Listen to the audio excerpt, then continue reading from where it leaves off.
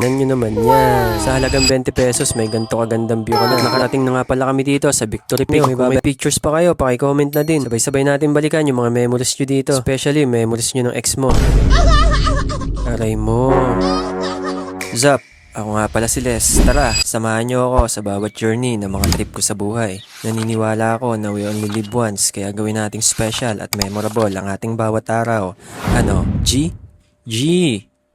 At sa wakas, for the first time, narating ko na ang isa sa sikat na pasyalan dito sa Marilake. Wala nang iba kundi ang Kilometer 90. Kilala din to sa bansag na Little Baguio ng Quezon. May babayaran pala kayong 50 pesos para sa entrance fee. Sayang nga, wala pa akong sticker. Hindi tayo makakapag-iwan ng bakas natin dito. Kahit nga sana ID picture, palag na sana. Kaso wala talaga tayong dala. Buti pa tong mga na-flex natin. Siguro mga ex nila nagdikit dito sa wall.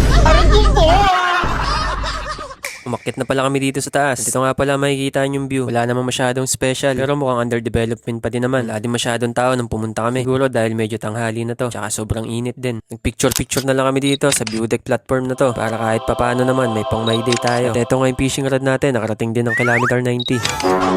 Sobrang init ng mga time na to. Hindi na namin kinaya. Medyo nagpaparamdam na din yung gutom. Kaya bumaba na kami para magpatuloy sa biyahe. Ito pala yung POV nung bumababa na kami. Bago umalis, nagpakain muna ako dito sa Leon.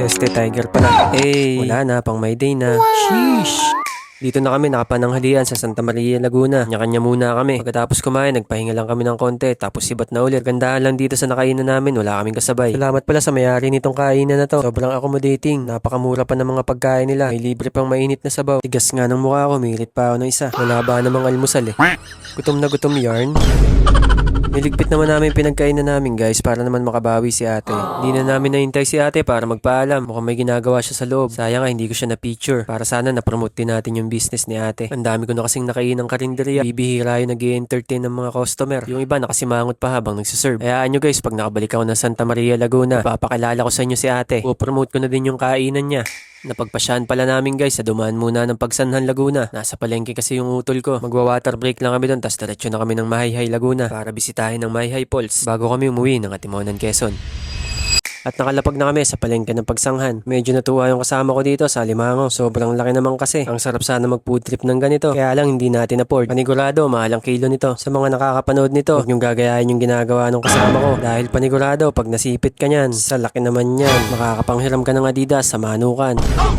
Nang makatapos nga kami mag-water break, konting kwentuhan lang. Nagpahinga saglit, sabay sumibat na din kami. Eto pala yung ruta namin. Mula kay M19, nag-Santa Maria kami. Tapos diretso na ng PAMI hanggang makarating kami ng Pagsanghan. Sa may Luciana na kami dadaan, shortcut papuntang Mahayhay. Tapos diretso na ng Falls. Mag-alas 2 na ng hapon na nakaangat kami ng Pagsanghan. Pinili namin dumaan dito sa may Kabinti para ma-enjoy naman namin ang zigzag road dito. Quality din naman kasi mga bangkingan. Mag-iingat lang kayo kapag dadaan kayo dito, lalo't di nyo kabisado. Pagpalabas ka na ng bayan ng Luciana, kumanan ka na dito. Kung naka-Google Maps ka naman, mas maganda. Hindi ka na mahihirapan makarating sa destinasyon kahit mawalan ka man ng signal. Dito ay pansamantala kaming huminto. Medyo nagdalawang isip kami kung tutuloy pa ba kami sa Falls. May nagbabadya kasing malaking ulanin. Bahala na, sagot ng bawat isa sa amin. Kaya naman nagpatuloy na lang kami sa biyahe. Hindi pa nga kami nakakalay, bumuhos ng malakas na ambon. Sakto naman may nadaanan kaming waiting shed para silungan. Good timing din, meron nagtitinda ng balot. Kaya naman kumain muna kami habang nagpapatila. Tama-tama din kasi medyo ngalay na yung puta namin sa biyahe. Habang kumakain nga kami ng balot ay napagpasyahan namin na wag na lang tumuloy sa Falls. Baka kasi abutin kami ng ulo ng baha. Ang tanging goal na lang namin ay ang makalabas ng Mahayhay. At eto na nga bang sinasabi sa hula. Inaabot na kami ng Subasco. Napakalakas ng hangin, parang may ipo-ipo. Nagtuloy-tuloy ang malakas na hangin at ulan. Kaya naman tinigil ko muna ang pagbibideo. Nang makalabas kami ng highway, nag-stop over muna kami dito sa Malinaw. Dito lang din to sa Mahayhay, papunta na ng Lukban. Kung nakaabot ka sa punto ng video na to, maraming salamat. Pwede mo akong i-follow para mapanood mo pa yung mga upcoming adventures ko. Hihirit na din ako ng like at share. Nagsimula na naman bumuhos ang malakas na ulan. Sa kasamaang palad hanggang dito na lang tong video na to kasi nalobat na ako. Maraming salamat sa inyong panonood. Hanggang dito na lang. Peace out.